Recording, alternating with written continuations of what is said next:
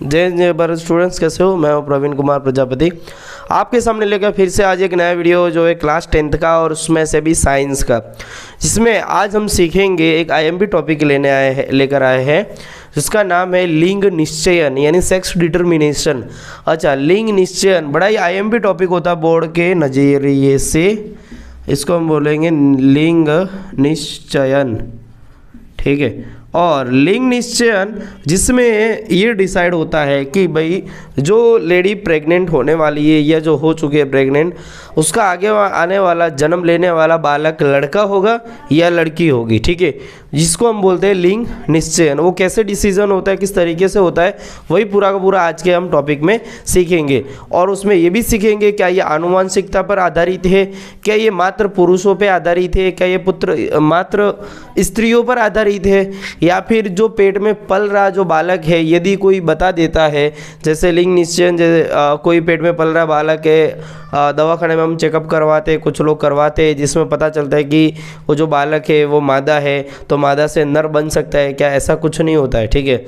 और जो ये चेकअप करवाता है वो भी कानूनी तौर पर जुल्म है, ठीक है, तो आपराधिक दंड का अधिकार उसको है, उसको दंड मिल सकता है, ठीक है। तो लिंग निश्चयन किस तरीके का क्या टॉपिक है उसको डिटेल में हम लोग आज समझेंगे, ठीक है। सबसे पहले हम देखेंगे लिंग निश्चयन यानी सेक्स डिटर्मिनेशन, ठीक है। क्या होगा भाई ये इसके अंदर लिंग निश्चयन के अंदर? पहली बात तो ये आनुवांशिक होता है मनुष्यों में, हम लोग आज देख रहे हो मनुष्यों के लिए, क्योंकि मनुष्यों में ये आनुवांशिक होता है। आनुवांशिक होता है मतलब कैसे आनुवांशिक होता है? क्या ये हमारे अंडर कंट्रोल होता है? तो हमारे कंट्रोल में नहीं होता है, ठीक है, बरोबर। अच्छा, ये किसके कंट्रोल में किस में होता है? तो एक उदाहरण ऐसा है, इसमें अपवाद है, वो हम याद रखेंगे, स्नेल का अपवाद, ठीक है। ये स्नेल जो है ना, स्नेल, आप नहीं पता स्नेल क्या है तो एक बार आप गूगल के बार सर्च बार पे जाइए, उस पर टाइप कीजिए स्नेल, पिक ऑफ स्नेल, और उसके पिक्चर पे क्लिक कीजिए तो आपको पिक्चर भी देखने को मिल जाएंगे। जो क्या करता है, तापमान के ऊपर आधारित है उसका लिंग निश्चयन, ठीक है। तापमान घटता है बढ़ता है तो वो अपना लिंग बदल सकता है, नर को मादा भी बना सकता है, मादा को नर बना सकता है, यानी देख लो जो मादा है वो नर बन सकता है, नर है वो मादा बन सकता है। ऐसा स्नेल के केस में होता है, लेकिन ऐसा हमारे मनुष्यों के केस में नहीं होता है। तो मनुष्यों में कैसा डिसीजन होता है कि लिंग निश्चयन यानी आने वाला पुत्र, जो जन्म लेने वाला पुत्र है वो नर होगा या मादा होगी, यानी स्त्री होगा या पुरुष होगी, या लड़का होगा या लड़की होगी, या मेल होगा या फीमेल होगी, ठीक है। वही हम लोग आज डिटेल में समझेंगे। सबसे पहले हम यूँ समझेंगे कि भाई हमारे पुरुषों के अंदर पहली बात यानी हम जिसमें बात करें मनुष्यों का लिंग निश्चयन, तो मनुष्यों के लिंग निश्चयन के अंदर एक होता है नर और एक होती है मादा, ठीक है, बराबर। जो भी आने वाला बालक जो जन्म लेता है वो नर और मादा से ही जन्म लेता है। ऐसा तो नहीं है कि या तो नर से होता है या मादा से होता है, या फिर बचपन से पूछते थे कि मम्मी वो मैं कैसे आया, तो मम्मी बोलती थी एक परी आई थी जो देके गई थी, या माता जी के प्रताप से हुआ है, ठीक है। तो वैसी सब कहानियाँ होती थी। हकीकत में ये नर और मादा से दोनों के सहमेलन से ही होता है, ठीक है, दोनों की इच्छा से ही आगे आने वाला बालक पैदा होता है। लेकिन वो आगे आने वाला बच्चा नर होगा या मादा होगा ये डिसीजन नहीं हो पाता है, ठीक है। तो कैसे होता है? सबसे पहले जैसे कि हमारी कोशिकाएं होती है, क्या होती है? हमारी कोशिकाएं होती है। जैसे मादा के अंदर यानी जो एक फीमेल है उसके अंदर होती है एक कोशिका, ठीक है, और पुरुष के अंदर भी एक कोशिका होती है, ठीक है। और इसके अंदर गुणसूत्रों की संख्या कितनी होती है? पहली बात, नॉर्मली हमारे बॉडी के अंदर जितने गुणसूत्र होते हैं वो होते हैं 46। कितने होते हैं? 46 होते हैं। कितने होते हैं? 46 गुणसूत्र होते हैं। मादा के अंदर यानी औरत के अंदर भी 46 गुणसूत्र, और नर के अंदर भी कितने होते हैं? 46 टोटल गुणसूत्र होते हैं।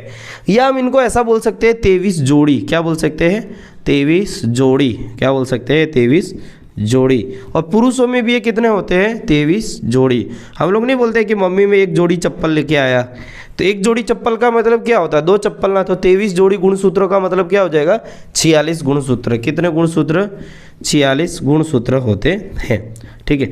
हमारी हर एक कोशिका में जितनी भी कोशिका होगी हमारी बॉडी में, नर और मादा में, ठीक है, जितनी भी हमारे पूरे शरीर के अंदर कोशिका होती है उन सभी में गुणसूत्रों की संख्या कितनी होती है?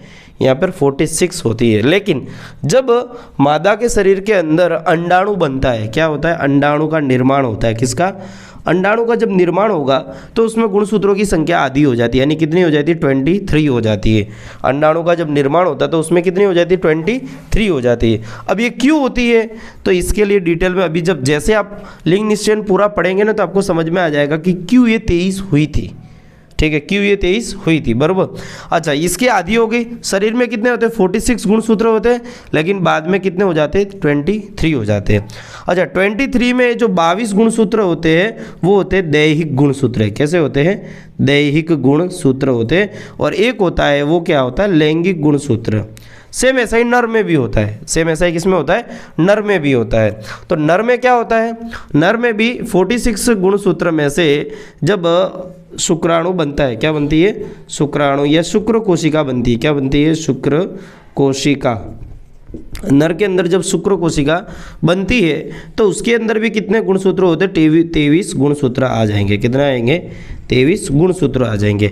अच्छा, पहले 46 थे, अब कितने हो गए 23 हो गए। तो यहाँ पे जो विभाजन होता है उसको अपने बोलते हैं अर्धसूत्री विभाजन। क्या बोलेंगे? अर्धसूत्री विभाजन की मदद से। यहाँ पे भी सेम चीज़ होगी, इसको भी अपने क्या बोलेंगे अर्धसूत्री विभाजन की वजह से, अर्धसूत्री विभाजन की वजह से। यहाँ पे कितने हो गए 23, यहाँ पे भी 23 हो गए। मतलब ये एक कोशिका की यहाँ पे भी 2 कोशिका बनी होगी या 4 कोशिका बनी होगी, तो इसमें भी 23 बन गए। अच्छा, ये 46 थे, अब एक की 2 कोशिका मान लीजिए बन गई है, ठीक है, तो इसमें भी कितने होंगे 22। तो कितने होंगे दैहिक होंगे और एक कैसा होगा लैंगिक होगा, बराबर। अच्छा, मान लीजिए एक की 2 बनी है तो इसके 22 जो दैहिक गुणसूत्र होते हैं वो तो मादाओं में और पुरुषों में समान होते हैं। तो पुरुषों में भी 22 कितने होंगे दैहिक होंगे, ठीक है, और एक क्या होगा वो लैंगिक होगा, ठीक है। अच्छा, एक बना तो एक और भी बना होगा, मान लीजिए एक और भी बना है 23। अच्छा, इसमें भी कितना होगा 22 तो कैसे होंगे दैहिक और एक होगा लैंगिक, बराबर। अब क्या होता है कि इसमें पहले 46 थे, अब 2 कोशिकाएं बन गई अर्धसूत्री विभाजन से, ठीक है, और दोनों के दोनों क्या है अंडाणु है। इधर भी क्या है ये शुक्र कोशिका है, दोनों के दोनों क्या है शुक्राणु यानी शुक्र कोशिका है। इसकी जो ये 23वीं जोड़ी है ना, ये 23वीं जोड़ी, 23 जोड़ी के अंदर 22 जो पुरुषों में है जो मादाओं में है वो समान होती है, लेकिन इसकी ये जो 23वीं जोड़ी का जो एक गुणसूत्र होता है इसको हम एक्स कहते हैं और इसको भी क्या कहेंगे हम एक्स कहेंगे। अच्छा, तो इसको क्या कहेंगे, इसके जो 2 होंगे ना, जैसे 23 ये और 23 ये, पहले कितने थे 46 थे ना, अब 23 ये हो गए 23 ये हो गए, तो इसमें से एक होगा एक्स और एक इसमें से क्या हो जाएगा वाई हो जाएगा, ठीक है। अब जब अर्धसूत्री विभाजन होकर हमें शुक्र कोशिकाएं मिल गई है और यहाँ पे क्या मिल गई है अंड कोशिकाएं मिल गई है। अब मान लीजिए कि जब ये अंड कोशिका एक ये रही एक ये रही, सॉरी ये अंड कोशिका एक ये रही एक ये रही, इसमें से ये क्या हो गई शुक्र कोशिका और ये शुक्र कोशिका हो गई। अब इनमें से मान लीजिए कि एक्स वाली इधर जाएगी तो आगे आने वाली संतान कैसी होगी, ये एक्स वाली इधर जाएगी तो आगे आने वाली संतान कैसी होगी, या फिर ये वाई वाली गुणसूत्र की जोड़ी इधर जाएगी या इधर जाएगी तो कौन सी संतान होगी, वही यहाँ पर डिसीजन हम देखेंगे, ठीक है। तो अब और इसको आसानी से हम समझने के लिए एक दूसरा एक चित्र बनाते हैं पहले। अब चित्र कैसा बनाएंगे, जैसे कि मैंने यहाँ पे बनाया एक इस तरीके से मैंने बनाया कि 2 कोशिकाएं बन गई थी, एक ये वाली, ठीक है। अब इसमें 23 गुणसूत्र होंगे, ठीक है, और इसके भी कितने होंगे 23 गुणसूत्र होंगे, ठीक है। इसको मैं आकार देने के लिए एक ऐसा आकार दे देता हूँ, ठीक है, ताकि आपको पता चले कि ये क्या है शुक्र कोशिका है, ठीक है। अच्छा, इधर मैं बना दूंगा अंड कोशिका, एक ये और एक ये वाले, ठीक है। इसमें भी कितने होंगे 23 गुणसूत्र 23 और इसमें भी कितना होगा 23 गुणसूत्र यानी 23, ये होगी अंड कोशिका हमारी, ठीक है। अच्छा, अब इस इधर भी 23 है, इधर भी 23 है, इधर भी 23 है, इधर भी 23 है, लेकिन क्या होगा अब हम जब बात कर रहे हैं मेन जो हमें बात करनी है कि इसके 22 गुणसूत्र होंगे, इसके 22 गुणसूत्र होंगे वो सेम होंगे, ठीक है, और इसके भी 22 गुणसूत्र होंगे वो सेम होंगे, इसके भी 22 गुणसूत्र होंगे वो सेम होंगे, ठीक है। 22 गुणसूत्र सेम होंगे सबके, और 22 गुणसूत्र जो होंगे वो सबके सेम होंगे, और उनको हम क्या कहेंगे, दैहिक गुणसूत्र। बच्चा इसका जो 23वां गुणसूत्र है, जब एक कोशिका के अंदर से ये दो हमारे पास शुक्र कोशिका बनी थी अर्धसूत्री विभाजन से पुरुषों के अंदर, तो एक जो 23वीं जोड़ी जो बनेगी यहाँ पर 23वीं, उसमें एक तो x वाला होगा और इसमें होगा y वाला। मान लीजिए इसको मैं y यहाँ पे बना देता हूँ और इसको यहाँ पे बना देता हूँ x बना देता हूँ। लेकिन ये जो मादा में होता है 23वां जो गुणसूत्र होता है, 23वां गुणसूत्र, ये इसमें x ही कहा जाएगा और इसमें भी क्या कहा जाएगा, x ही कहा जाएगा, 23वां गुणसूत्र, ठीक है। अब हम जो मेन डिपेंड होता है सेक्स डिटर्मिनेशन यानी लिंग निश्चयन, वो किस पे डिपेंड होता है, 23वीं जोड़ी पे। किस पे, 23वीं जोड़ी पे। इसीलिए हम इनको क्या कहते हैं, लैंगिक गुणसूत्र, ठीक है। और 22 जोड़ी गुणसूत्र होंगे, वो सब टोटल कितने हो जाएंगे, वो हो जाएंगे दैहिक गुणसूत्र। अब मान लीजिए मैं एक बात बताता हूँ, जैसे कि ये x है और ये x, मान लीजिए ये शुक्र कोशिका इस अंडो कोशिका को निषेचित करती है। निषेचन यानी समझ रहे, निषेचन मतलब ये शुक्र कोशिका का अंडो कोशिका से मिल जाना, ठीक है। अगर मान लीजिए ये 23 गुणसूत्र और ये 23 गुणसूत्र आके एक साथ मिलके 46 गुणसूत्र वाली एक कोशिका बनाएगा, ठीक है।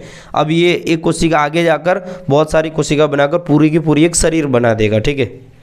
अब जब पूरा शरीर बनाएगा,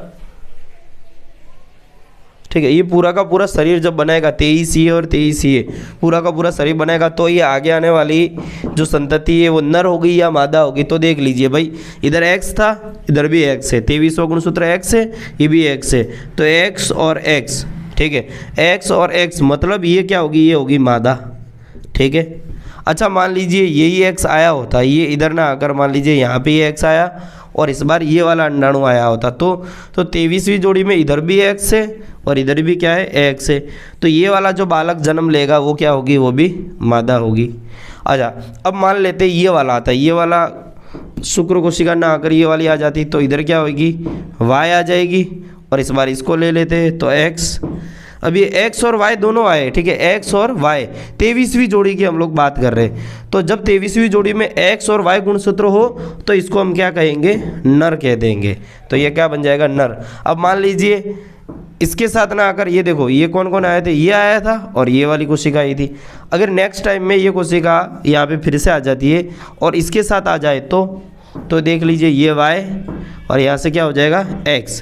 तो x y वाले में क्या बनेगा, नर बनेगा। अब आप चांस देखो तो इधर मादा मादा, नर नर, यानी आधे चांस क्या हो रहे, मादा आने के, और आधे चांस कितने काय के हो जाते, नर आने के।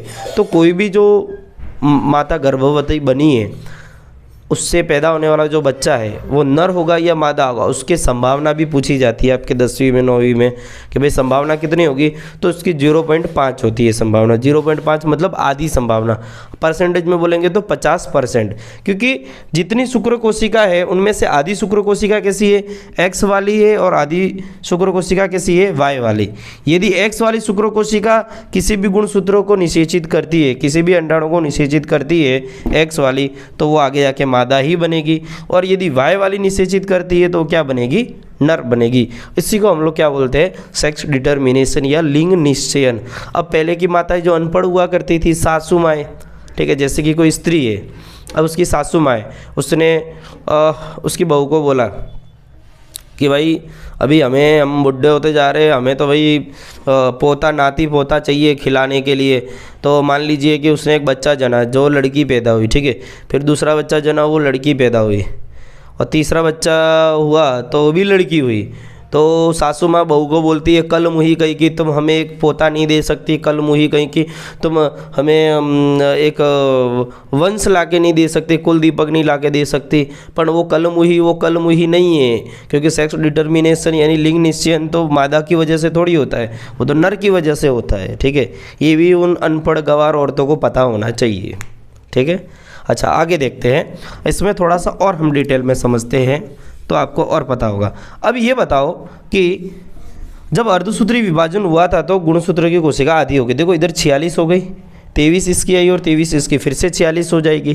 ठीक है, तो यहाँ पर आप जब बड़ी क्लासेस में जाओगे तो आपको ये भी पता चलेगा, जब बड़े क्लास में 11th में 12th में, कि यहाँ पर दो शब्द आएंगे, एक आएगा समसूत्री विभाजन, एक आएगा अर्धसूत्री विभाजन। क्या? अर्धसूत्री। ठीक है, एक आएगा समसूत्री। समसूत्री विभाजन कब होता है, अर्धसूत्री कब होता है? ठीक है, समसूत्री हमारे पूरे शरीर में हमेशा होता रहता है। जैसे कि मेरी शरीर की कोशिका है, ठीक है, उसमें 46 गुणसूत्र है, तो ये कोशिका नवी कोशिका बनती जाती है हमेशा, 1 की 2, 2 की 4, 4 की 8, 8 की 16 होती जाती है। तो ये इधर 1 की 2 हो गई, तो इधर भी 2 बन जाएगी। अब 2 की कितनी हो जाएगी? 4 हो जाएगी, ये देख लो। ठीक है, लेकिन इनमें गुणसूत्रों की संख्या कितनी होगी? इधर 46 है तो इधर भी कितनी होगी? 46, इधर भी 46, इधर भी 46, इधर भी 46, इधर भी 46, इधर भी 46 हो जाएगी। तो ये हमारे शरीर में सब जगह चलता है। लेकिन जब हमें युग्मनज, ठीक है, युग्मनज के लिए युग्मक बनाने हो, क्या बनाने हो? युग्मक बनाने हो, या गैमिट बनाने हो, क्या? गैमिट, या हमें शुक्र कोशिका या अंड कोशिका बनानी हो, तो जाके अर्धसूत्री विभाजन होता है हमारी बॉडी में। ठीक है, तो अर्धसूत्री विभाजन होगा तब क्या होगा? हमारे शरीर में 46 गुणसूत्रों वाली कोशिका है, तो ये कोशिका आगे जाके विभाजित होगी। ठीक है, और विभाजन के बाद ये जो यहाँ पे कोशिका हमारी बनेगी, हमारे पास 1, 2, 3 और 4, टोटल कितनी? 4 कोशिका बनती है। तो इसमें भी 23 गुणसूत्र मिलेंगे, इसमें भी 23 मिलेंगे, इसमें भी 23 मिलेंगे, इसमें भी 23। यहाँ पे देखो 46, 46, 46 है, लेकिन इसमें 23, 23, 23 मिले। क्यों? क्योंकि मान लीजिए एक ये 23 वाली गुणसूत्र आया, ये शुक्र कोशिका हुई, ठीक है, और एक 23 वाली हुई, ये अंड कोशिका हुई। ठीक है, निषेचन के बाद ये दोनों एक ही साथ मिल जाएगी, तो फिर से 46 हो गई। इसके लिए फिर से क्या हो गई? 46 हो गई ना। अब ये एक कोशिका ही कुछ समय बाद फिर से पूरा का पूरा एक शरीर बना देती है। क्या बनाती है? पूरा का पूरा शरीर बना देती है। इसके लिए यहाँ पर ये समसूत्री विभाजन हमारे पूरे बॉडी में होता है। ठीक है, अगर शॉर्ट में समझना है लिंग निश्चयन, तो इसका अर्थ यही था कि भाई हमारे पूरे शरीर में जितनी भी कोशिकाएं होती है, उसमें से जब शुक्र कोशिका और अंड कोशिका बनती है, उस दौरान हमारे अंदर 23 जोड़ी गुणसूत्र होते हैं। कितने होते हैं? 23 जोड़ी होते हैं, और उसमें से 22 जोड़ी कैसे होते हैं? 22 जोड़ी होते हैं दैहिक, और एक जोड़ी जो होता है वो होता है लैंगिक। ठीक है, और एक जोड़ी लैंगिक के अंदर पुरुषों में जो एक जोड़ी होती है ना, उसमें एक एक्स होता है और एक वाई होता है। मादा में दोनों के दोनों 23वीं जोड़ी में एक्स और एक्स होते हैं। शॉर्टकट में यदि एनसीईआरटी के हिसाब से समझाया जाए तो ऐसे। ठीक है, अब पुरुष के अंदर एक्स और वाई हो गया, मादा के अंदर एक्स और एक्स हो जाता 23वीं जोड़ी। ठीक है, और यही डिसाइड करती है कि आगे आने वाली संतति नर है कि मादा है। ये दोनों के दोनों शुक्र कोशिका, ये दोनों की दोनों क्या है? अंड कोशिका। अगर एक्स और एक्स आ जाती है तो डबल एक्स, और अगर मान लीजिए ये x और ये x आ जाती है तो फिर से डबल x, यानी ये क्या हुई? मादा, ये और मादा। ठीक है, 23वीं जोड़ी में डबल x है, यानी संतति मादा होगी। ठीक है, अब मान लीजिए ये y आती है और इस x को ले आएगी, तो ये क्या बन जाएगा? नर। ये y आता है और ये x आ जाती है, तो ये क्या बन जाएगा? फिर से नर बन जाएगा। अब चांस देख लो, इधर भी आधे और आधे। ठीक है, यानी 4 बच्चों में 2 मादा हो गए, 2 नर हो गए, बराबर। इसी को हम कहते हैं लिंग निश्चयन या सेक्स डिटरमिनेशन। ठीक है, और टोटली ये सब चीज़ें किसके बेस पे होती है? आनुवांशिकता के आधार पर होती है, यानी ऑटोमेटिकली हमारे बॉडी में होते रहते हैं। ठीक है, जितनी भी शुक्र कोशिकाएं पुरुषों में बनती है, मान लीजिए जितनी भी कोशिकाएं बनती है, और डेली की कितनी बनती रहती है? करोड़ों की संख्या में बनती रहती है।